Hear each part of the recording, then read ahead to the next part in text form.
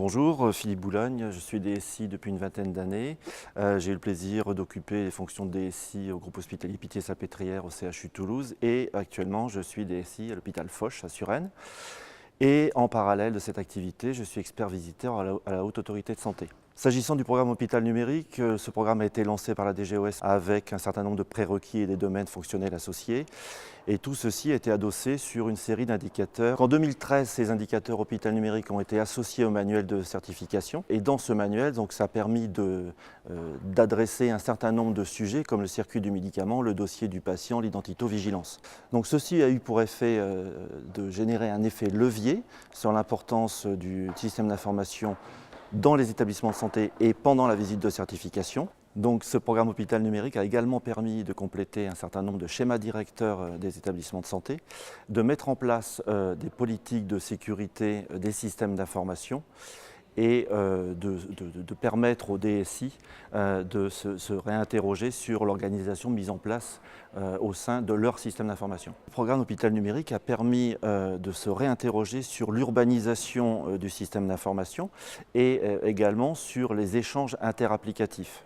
Les incitations financières liées au programme Hôpital Numérique ont permis de sensibiliser fortement, et ce d'autant plus avec l'intégration de ces indicateurs dans le programme IFAC, les directions générales sur l'importance du système d'information et les enjeux associés. Et par ailleurs, il y a un gros sujet qui est évoqué dans le programme Hôpital Numérique qui concerne la sécurité du système d'information. Donc au-delà de la politique de la sécurité du système d'information qui a été définie, il est nécessaire de revisiter tous les processus de protection des postes de travail, donc au-delà de la partie antivirus, firewall, etc., mais aussi de retester nos procédures de plan de reprise d'activité ou de mettre en place des plans de continuité d'activité. Ce qu'il faut souligner, c'est que la non-disponibilité d'informations pour les professionnels de santé est devenue un risque majeur. Et donc dans mon métier de DSI, je souhaite également que l'ensemble de mes collaborateurs soient impliqués dans les processus de l'hôpital et que chaque collaborateur ait la connaissance du fonctionnement de l'hôpital. Donc une immersion dans des services cliniques ou dans des plateaux techniques me paraît indispensable pour chaque collaborateur de la DSI. La DSI est un prestataire de services au service des professionnels de santé et du patient. L'objectif principal du système d'information est de mettre à disposition la bonne information au bon moment et à la bonne personne. C'est un engagement fort que chaque DSI doit avoir et tout ceci doit être évalué. Donc il est nécessaire de mettre en place des enquêtes de satisfaction annuelles auprès des professionnels de santé qui utilisent le système d'information. Alors actuellement, nous sommes au cœur d'une transformation numérique. Nous constatons actuellement que l'ensemble de nos patients disposent, ou enfin, presque l'ensemble, disposent d'un smartphone, d'une boîte mail, d'une connexion Internet.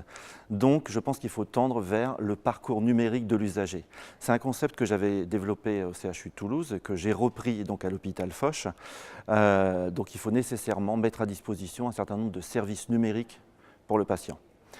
Et cet objectif passe par l'utilisation nécessaire du NIR, donc le numéro de sécurité sociale. Les établissements de santé ont mis en place des EAI, c'est-à-dire des mécanismes qui permettent des échanges interapplicatifs.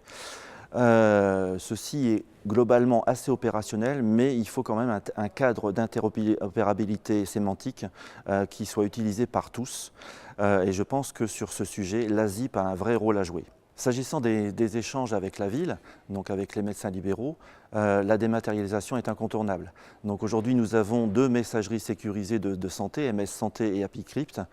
Je pense qu'un des indicateurs du nouveau programme Hôpital Numérique sera consacré au nombre de comptes rendus dématérialisés envoyés aux médecins traitants. L'alimentation du DMP faisait partie des indicateurs Hôpital Numérique et n'a eu que peu de succès.